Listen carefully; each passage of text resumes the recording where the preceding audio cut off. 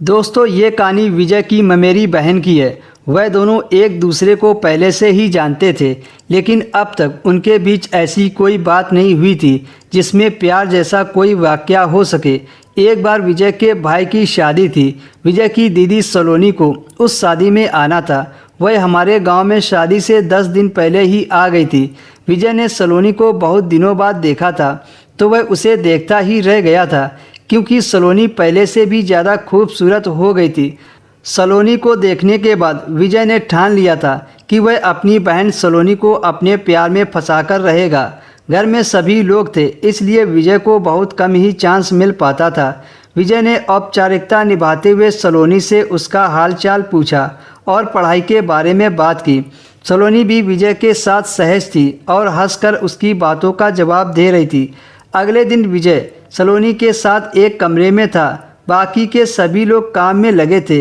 विजय ludo खेलते खेलते जब भी सलोनी को हराता, उसकी चिकोटी काट लेता था और उसकी गोटी को काट देता था, तो वह बार बार कहती कि भैया आपने फिर से मेरी मार दी।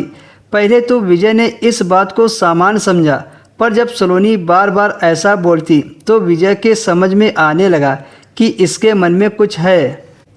मजाक मस्ती में वे दोनों एक दूसरे को छेड़ने भी लगे थे। एक बार विजय का हाथ सलोनी के गाल पर लग गया, जिससे वह शर्म से उठकर भाग गई। शाम को वह बोर हो रही थी, तो उसने विजय से कहा, भैया बड़ी बोरियत हो रही है, मुझे कहीं घुमा ही लाओ। विजय की मम्मी ने भी बोल दिया कि हाँ, इसे कहीं थोड़ा घुमा लाओ। विजय तो पहले से ही तैयार था।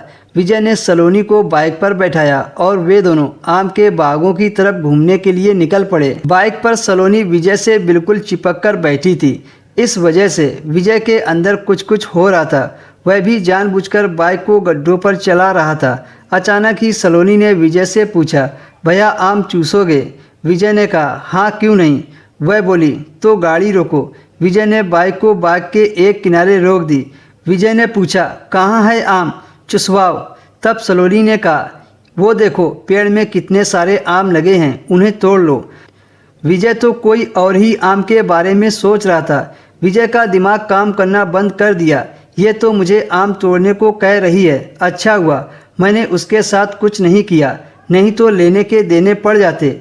विजय ने कहा, आओ सलोनी, मैं तुम्हें आम तोड़ना सिखाता हूँ। वह बोली, हाँ सिखाओ, पर आम तो ऊपर लगे हैं। विजय ने सलोनी को कमर से पकड़कर ऊपर उठाया ताकि वह आम तोड़ सके। पकड़ने के चक्कर में विजय का हाथ सलोनी के आमों पर चला गया और उसी को आम समझकर तोड़ने लगा। सलोनी ने कहा, भैया यहाँ नहीं, कोई देख लेगा।